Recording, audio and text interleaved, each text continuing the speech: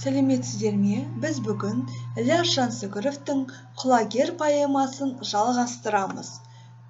Сіздермен Ілияс Жансүгіровтің «Құлагер» поэмасындағы әдеби тілді құбылту мен айшықтаудың түрлерін талдай отырып, автор стиліне баға беруді меңгереміз. Анализ және интерпретация дағдысына сәйкес. Бөлімі: айшықтау немесе фигура. Әдеби тілдің әсемдігі ғана емес, әсерлілігі үшін де әжептәуір қажет тәсіл, яғни сөз тіркестерін айрықша айшықпен құру. Мұндағы мақсат сөздерге ерекшелеп, екпін, тыныс беру, сөйтіп олардың оқырманға әсерін күшейту. Зейнолла Қабдолов. Айшықтау кезінде ең негізгі мақсат белгілі бір сөзді, екпінді айрықша етіп суреттеу, оның оқырманға әсерін күшейту. 7 түрі бар. Арнау. Жазушы не өзіне, не біреуге, не көпшілікке қайырыла сөйлесе арнау болады. Байтұрсынұлы үшеуін көрсетеді: жырлай арнау, сұрай арнау, зарлай арнау. Қайталау, яғни белгілі бір ұғымға назар аударту үшін сөзді не сөйлемді қайта-қайта айту. 4 түрі бар. Жай қайталау. Бұл жерде сөздің қай жерде қалай қайталанатыны маңызды емес, қарапайым болады. Анафора, яғни өлеңнің әрбір жолы бір сөзден басталып отырады. Эпифора, өлеңнің әр жолы бір сөзден аяқталып отырады. Және де еспе қайталау. Еспе қайталау кезінде бірінші жолдағы сөз екінші жолдың басында қайталанады. Яғни бірінші жол мен едім деп аяқталатын болса, келесі жол мен едім деп басталады. Инверсия. Сөздердің әдеттегі грамматикалық түзілу тәртібінен тыс орындарын ауыстыру, өзгеше тіркестер құруы.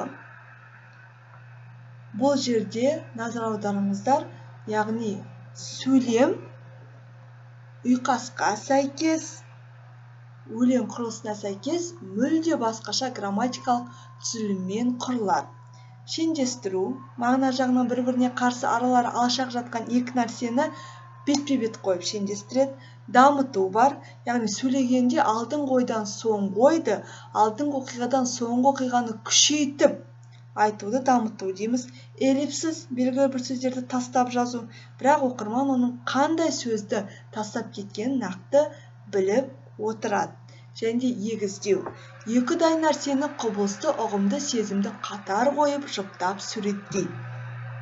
Мысалдарды қарастырайық. Қайталау, эпифора. Бурабайда бір таза пері жүрген, онда жоқ жын мен шайтан өріп жүрген. Құлагер поэмасынан алынған. Жүрген деген бірінші жолдың соңында келген сөз, екінші жолдың соңында қайталанып отыр. Бұл эпифора болады. Неліктен қайталанып отыр? Автор жүрген деген сөзге акцент жасайды дейміз, соны ерекшелеп, қайталап суреттеп отыр. Инверсия. Яғни сөздердің әдеттегі грамматикалық түзілу тәртібінен тыс, өзгеше құрылуы. Мысалы, ауылы Сырымбеттің саласында Ақсұңқар ғашық болдың баласына. Бұл жерде сөйлем қалай болу керек? Ауылы Сырымбеттің саласында еді, Ақсұңқар баласына ғашық болды деген сөйлемді өлең құрылысына сәйкестендіріп, ұйқасқа сәйкестендіріп, грамматикалық түзілу тәртібінен тыс құрап отыр. Ауылы Сырымбеттің саласында Ақсұңқар ғашық болып баласына. Мүлде ерекше тіркес.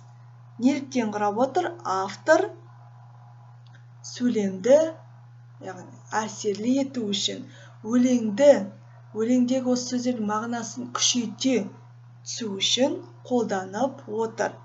Саңлақ ет шыққан мыңнан озған жүзден, көп сұлу көзін сүзген күнді өткізген.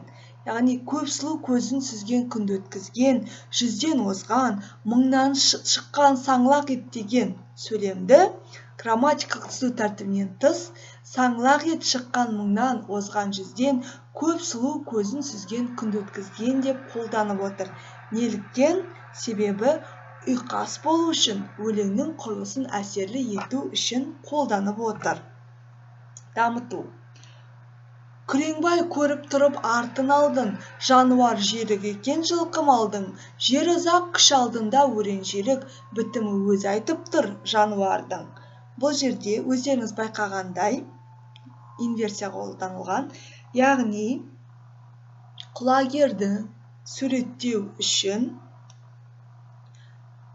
белгілі бір ойды, яғни алдыңғы ойды соңғы ойдан күшейтіп суреттеп отыр. Мысалы, құлагер жылқы малдың жүйрігі еді, оның жері ұзақ еді, өрен-желік еді, өзінің бітімі оның айтып тұр деп, бір ойдан соң бір ойды дамытып, әсірелеп, күшейтіп суреттеп отыр. Бұл инверсия болады. Егіздеу. Батыраш бала жастан атқа құмар, айқайшыл ата берген баққа құмар, арамой ата-анамыз ұршық бары, кір көңіл сарайының батпағы бар. Бұл жерде екідай нәрсені құбылысты жұптап суреттеп отыр, егіздеп отыр. Мысалы, көңілді, адамның жан дүниесін сарайға теңеп отыр. Сол көңілін, оның ниетінің түсу болмағанын батыраштың көңілінде кір бар деп суреттеп отыр. Жұптастырып отыр. Көңіл мен кірді, адамның жан дүниесі мен сарайды жұптастырып отыр. Сарайының батпағы бар дегеніміз, яғни оның жан дүниесінің кірі бар. Оның ниеті түсу емес деген ойды егіздеу, яғни параллелизм арқылы кір көңіл сарайының батпағы бар деп жұптап суреттеп отыр. Шаңы бұлт екпіні жел, аттар қаңбақ. Балалар ұран салып, безді зарлап. Бұл жерде не байқаймыз? Бұл жерден байқайтындарыңыз егіздеу тәсілі. Яғни оның аттардың шаңын бұлтқа жұптап, желін, яғни екпінін желге жұптап, ал аттарды қаңбақпен егіздеп суреттеп отыр. Ал бірінші тапсырма. Сіздер аудио нұсқада шығарманың мазмұнын жіберу керексіздер. 12-15 сөйлеммен, нақты мысалдармен дәлелдейміз. Бұл біздің мақсатқа қатысты болмаса да, мен сіздерден шығарманың мазмұнын сұрауға міндеттімін. Екінші тапсырма. Көркемдегіш құралдарды тауып, талда автор стилін анықта. Сіздерге нақты 5 мысал беріледі. Қалай талдаймыз? Мысалы, аулы Сырымбеттің саласында Ақсұңқар ғашық болып баласына. Үзіндіде автор инверсия тәсілін шебер қолданған. Себебі берілген өлең жолдарындағы сөз тіркестері, сөздер грамматикалық түзілімнен тыс құрылған. Аулы Сырымбеттің саласында еді, Ақсұңқар баласына ғашық болды деп нақты мысалмен дәлелдейміз. Сөйлемді көшірмейміз, тек реттік нөмірін жазып талдаймыз. Көкшеге жас көк жібек жапқан дайын, көкшеге қысақ күміс шашқан дайын. Дайын деген, дайын дейін. Қандай айшықтауыш құрал болатынын табамыз. Нақты дәлелдеп, өз ойымызды анықтаймыз. Араға алты қонып алыс жерді, алып ет жайлап жүріп ақан сері. Бұл мен сіздерге айтқан тәсіл.